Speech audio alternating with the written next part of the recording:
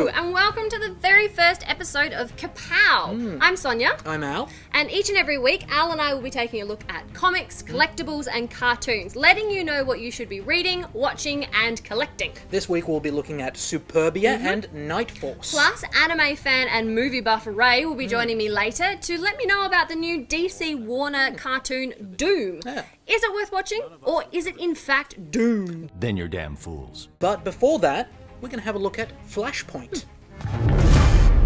So unless you've been living in a cave for a while with your bag on your head and your fingers in your ears, you probably know that DC have launched their new universe. They've dubbed it the New 52, which relates to the 52 titles that have been renumbered and rebooted, often with huge changes to the backstory and setup. And of course that includes Action Comics and Detective Comics, which have been using the same numbering since the 1930s. It's crazy. There's a heck of a lot of history there. Yeah, and when you've got that much backstory and that much weight to your canon, everything can get really... Massively confusing. Yes. Yeah.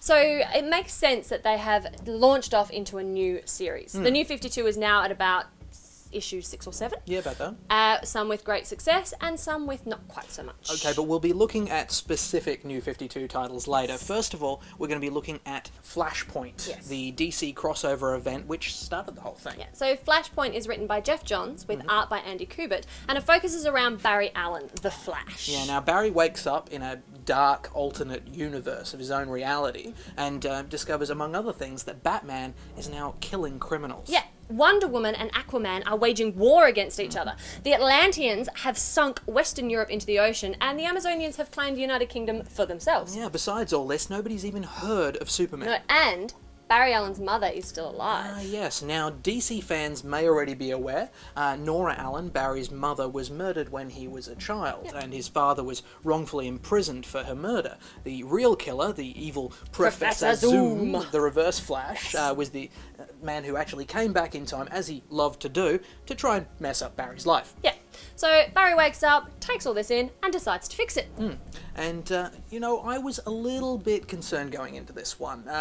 Dark alternate realities, not exactly untrodden ground for the DC comics. Yeah, I know what you're saying, Al, and quite frankly, I was a little disappointed with it as well. This is supposed to be the jumping off point into a brand new DC universe, and they go with something that cliched? Yeah, I'm a bit surprised that you're not more enthusiastic about it, really. So was I. As you will come to know, I am a huge superhero fan. I love the genre. And so I was really disappointed with this story. It didn't seem to have the strength. Okay, well, give me some examples. Okay, my biggest problem with this were logic holes. The idea behind Flashpoint is that it focuses around a butterfly effect. Okay, which is the concept that one action can cause a ripple effect that changes everything around it. Yes. Not so much talking about the awful movie of the same name. No. So what I can't understand is how something that would have happened 100,000 light years away would have been changed by Barry Allen not becoming the Flash. I mean, how can the Flash not existing change the trajectory of Superman, baby Superman's rocket that would have changed and it would have gone into a city instead of it went into the... Come. If anybody can explain that, please Tell get onto me. us on Tell Facebook, me. Twitter. Let us know, because we're a bit befuddled. Yes. You know what? I think we should actually look at some more of the positive aspects. We're painting a little dark so far, and there are a lot of good things to this. I mean, the Batman storyline had that fantastic twist, which we will not spoil for anyone, but it was fantastic. And the art is great. Andy Kubert is a genius. Oh, yeah. I love this man's work and have done for a long time. Everything he does is gold. And the way that he's realised the DC characters in Flashpoint is amazing. Every panel is bursting with detail. It really leaps off the page at you. Yeah, but on the topic of the random DC characters, there were a heck of a lot of them. Yeah, but there has to be. It's a crossover. It's a capital E event. I get the idea. I get the concept. I'm just saying that there were a lot of characters. They showed up for 2 seconds, they said something weird, and then they disappeared for the rest of it. And it actually got a bit confusing. I mean, I think that's why DC is kind of doing this whole New 52 thing anyway. Absolutely. Okay, Al, what are your final thoughts on Flashpoint? Okay, look, I'm not generally that excited about crossover events. They usually seem to be kind of a gimmicky sales ploy, but this one, I mean, there were a lot of good things to it. The Batman storyline, the Wonder Woman and Aquaman storyline, great stuff. And I think it's worth looking at the spin-offs in the Flashpoint world that have been done. I know Brian Azzarello is doing a Batman one, which has got to be worth a look. And I think that a lot of the better plot points within Flashpoint were kind of glossed over. Yeah, no, I totally understand what you're saying. I think as a standalone Flash story, Flashpoint is amazing, but as the leaping off point into the new DC universe, I just don't think it had the strength to kind of hold up that kind of weight. Yeah. You're better off heading straight to the new 52 and going with your favourite characters. So this, for me, is a borrow. If you're a Flash fan, upgrade that to a buy, but personally, yeah, it's a borrow for me. Okay, well look, it's a borrow for me as well. I think there's a lot of good stuff to be had in here, but it didn't quite rock my world the way I wanted it to. Cool.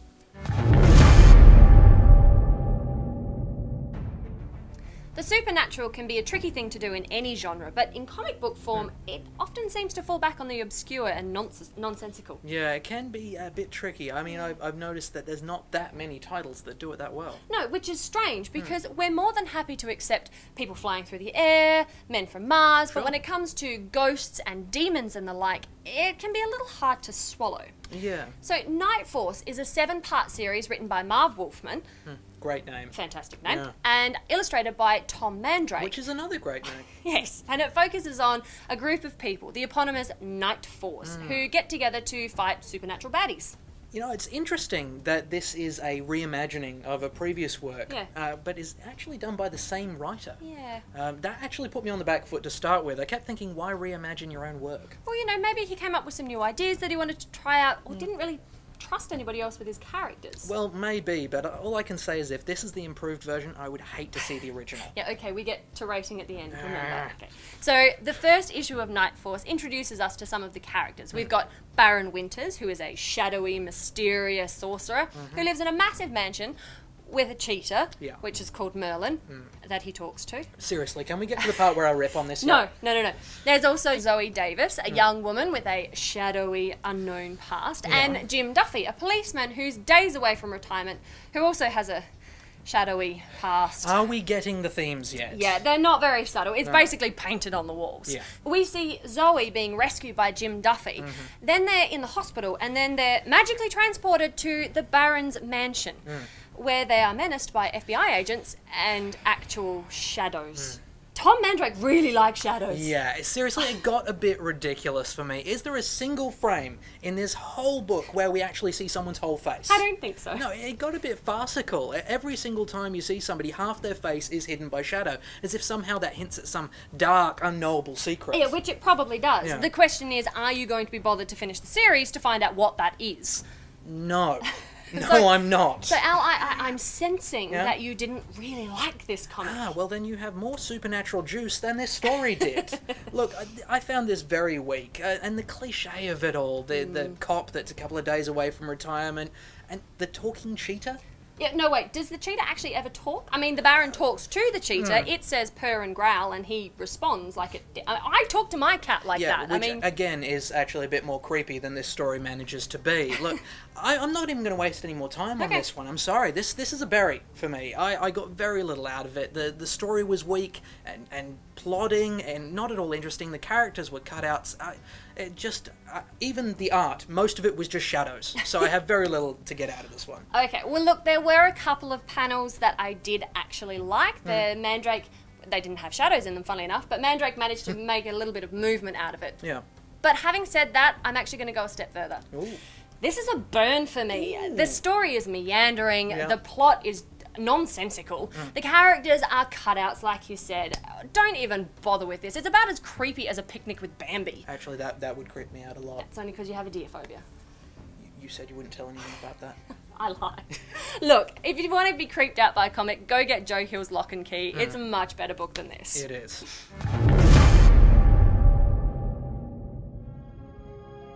Let me now introduce you to Ray. G'day guys. So we've brought Ray in to have a look at cartoons and collectibles each week. And this week we are actually looking at a cartoon. That's right, we looked at Doom Justice League, which was released at the end of February this year. It's loosely based on Mark Waid's story arc, JLA, Tower of Babel. It was written and adapted by Dwayne McDuffie and directed by Lauren Montgomery. Now, didn't Dwayne McDuffie pass away earlier this year? He did, sadly, Yeah. Sonya, yes, and the film is actually dedicated to him. for those of you who don't know who he is, he's an American writer of comic books and television, Static Shock, and the animated series J-League Unlimited, just a couple of his works. But he's probably most well known for his work on the animated series Ben 10, right? Absolutely, which, as we all know, has a huge fan base now. Yeah. So what's Doom about, though? Okay, Justice League, they consist of some of the world's finest superheroes and protectors of humanity, right? Indeed. Well, what if they went rogue? There would be a lot of trouble. That's exactly right, and that's exactly what the Dark Knight thinks too. So, yes. Batman has been preparing this top secret information, analysing their weaknesses, and as a contingency plan in case that anything happened. But these secret files go missing by a rising group of super villains, and then they test the J-League to their full capacity when they confront them with their weaknesses. Okay, so we have a world of trouble happening now. Yes, absolutely. Well, although this isn't a direct sequel to Crisis on Two Earths, it does use the same character animation and design by the lead designer Phil Bourassa. Now, the character design itself, I thought was... Look, the characters are definitely recognisable, but they're a bit flat, they lack a little luster. So, I don't know what you thought about them. Yeah, no, I do tend to agree. They were just a little bit static. Yeah, that's what I thought. I don't know, when I look at animation or a still, I want there to be a sense of gravity or weight in it, a realism, and I don't know, when I go to see a film, I want it to have the same production values to that of its competitors. Yeah, no, I do understand, but honestly, I didn't mind it that much. It gave me a little bit of sense of nostalgia. It kind of took me back to my days of watching Batman the Animated Series. Okay. So I was willing to overlook the staticness. Alright. What about the story? At the start of the film, I was willing to forego some of the animation flaws. Look, the film is PG, so what you get is a distinct difference in the psychological drama and intensity driving the piece as opposed to, I don't know, something more complex. Okay, but you're not just being a little bit racist. Racist? Yes. No, not at all. Look, Studio Ghibli films, most of them are all, I think they're all PG, and look, they don't suffer from this. That's true. And then you've got something like, Batman Year One, which has an M rating, and it doesn't suffer from it either. And look, at the risk of sounding condescending, I just thought that the character dilemmas were kind of simplified and that didn't sit well with me. So, look, the J-League being pitted against their nemesis is an awesome concept. Cool. It's very cool, but I just thought it was too much to accomplish in 72 minutes. Yeah, they did cover a lot of ground in this film. They did. And they did explore Batman's backstory really well. They did, but given that it was his stolen research that was the catalyst for what follows, I don't know, it's kind of to be expected. Yeah, that's true. Well, what did you think about Wonder Woman, though? Okay, I liked her, but I wasn't completely taken by her. A lot of her actions seemed to be just defending herself with her bracelet. It was really nice that they kept aiming for her bracelets, but it just got a little repetitive and boring. Well, that's exactly what I thought, too. I mean, there was a lot of action, and so much so that you kind of focus on those moments, and it kind of became plain. You kind of limited or uninventive. I don't know. So, Ray, it sounds like you hated this film. No, I didn't hate the film. I just have a growing dislike since watching it. No, there's a lot of good things about the film. There's the soundtrack. I thought it had plenty of gusto and excitement. It drew me in. There's the Royal Flush Gang. Oh, they were great. I thought they were really fun. Yeah. There's the Flash, who's probably my favourite character of the lot. He's very witty, and his scenes with Batman were very good. It was Michael Rosenbaum who voiced him, and I tell you what, I thought he did a really good job. Didn't he? Yeah, no, absolutely. Yeah. But come on, what about the Green Lantern? The Green Lantern? His what about him? story was fantastic. Come on, it had to be the strongest one. I think it was the strongest one. You know what? I will concede. I think it was a very strong storyline. The best thing about it was that it accomplished a sense of tragedy, which I didn't think the film was going to accomplish because it had such little prior development. Yeah, absolutely. Yeah. But the voice talent, you liked the voice talent? Yes, I did. We had Kevin Conroy as Batman, Tim Daly as Superman, Nathan Fillion as the Green Lantern. We had Carl Lumley as the Martian, Susan Eisenberg as Wonder Woman. And Michael Rosenbaum as the Flash. That's right, and they all accomplished, I thought they all did a very good job, except I thought the script didn't allow them to use the full extent of their super vocal powers. Yeah, I thought Olivia d'Abo, who voiced the Star Sapphire character, was actually really awful. Yeah. Which is sad, because she has a huge vocal background. Right, She's done voices for Generator Rex, for Star Wars, The Clone Wars, and indeed, Green Lantern First Flight, where she played Carol Farris, the same character. That's right. That was a bit weird. Yep. Come on, Ray, rate it for me.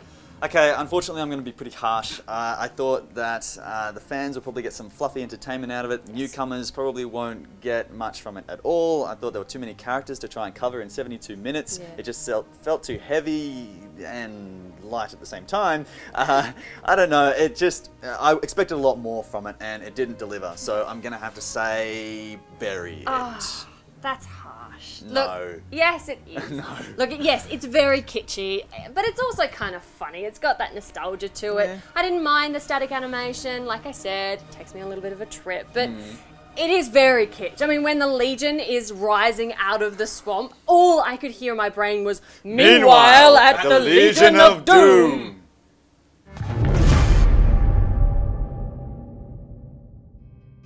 Quick question now. What do the Justice League of America and the TV series Desperate Housewives have in common?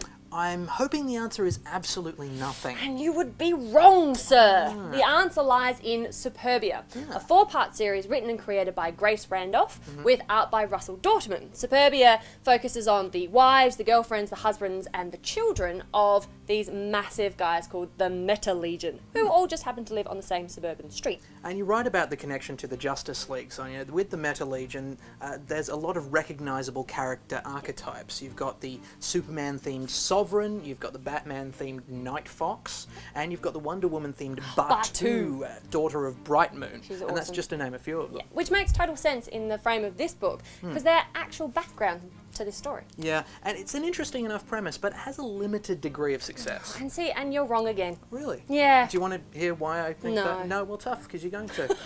For starters, having these character archetypes, you're going to recognise the characters that they're based on. And when they start doing things that those characters would never do, it's really going to irritate you. Yeah, okay, so you're talking about Night Fox having an affair with his sidekick. It really bugged me. Yeah, I know, but you have to remember, Al, that Night Fox is not Batman. You have to let go of all those stereotypes. They're there purely as cliches, as a backdrop, as I said, to the wives, the girlfriends, the partners, and the children of the Meta Legion. Okay, but how about the artwork, which, frankly, I found very bland and slapdash even. And I just don't understand how you can be so wrong. The simplicity of the artwork just helps to make the point of this series. The block colours and the primaries, the lack of detail in the background, it all kind of adds to show the shiny on the outside, but the dark on the inside. Okay, well look, I'll say one thing. I did get a bit more out of it on my second read through. Once you see the sort of cliffhanger twist in the tail at the end of the first issue, it does make you think. You can look back and see that there have been some fairly clever little plot nods that have been sort of sifted through before. Absolutely. Yeah. See, when Eve, who is newlywed to Meta Legion member Bulldog, arrives on the street, she starts noticing that there are a few things that are just a little bit off, and I think it's going to lead into a really interesting story. Okay, so obviously you're going to give this a good rating. Absolutely. This is such a buy for me. It's funny. It's hilarious, actually. I giggled maniacally all the way through it. It's easy for new readers, and it's good for genre readers as well, because it kind of just spins it around, gives it a new take. So this is a buy. Go buy this book. Look, while I hate to disagree with you... No, you don't. No, actually, I love it. It's like catnip to me. But I would have to say this is a bury. Oh. I did not get much out of this at all. No. I thought the story was trite and uninspired. I thought the artwork, despite what you're saying about strategic use of detail, I just found that it bordered on lazy. This is a bury. I did not like it at all. We can't be friends anymore. You realise You this. say that every single time. No, this time I mean it.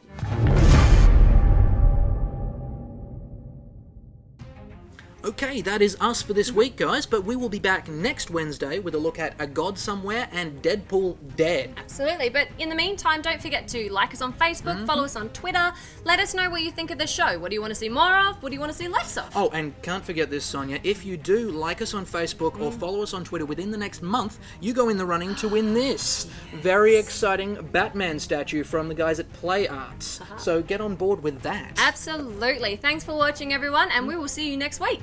Bye. Bye.